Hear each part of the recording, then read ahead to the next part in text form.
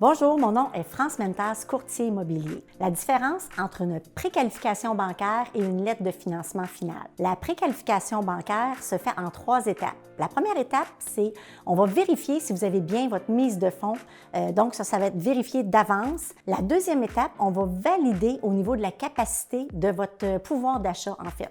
Est-ce que vous êtes capable d'acheter une propriété de 300 000, 400 000 ou 500 000? À partir de là, quand on a vérifié ces 2 premières étapes-là, on va sortir votre bureau de crédit. Par la suite, si toutes les 3 étapes sont concluantes, on va pouvoir vous émettre une lettre qui s'appelle une préqualification bancaire. Pourquoi une préqualification bancaire? Bien, c'est simple. Dans le marché actuel, on arrive souvent et même pratiquement tout le temps en offres multiples. À valeur égale de 2 offres d'achat, on va évaluer les 2 offres, puis la personne qui va avoir fait ses devoirs et amené sa préqualification bancaire va avoir plus de chances.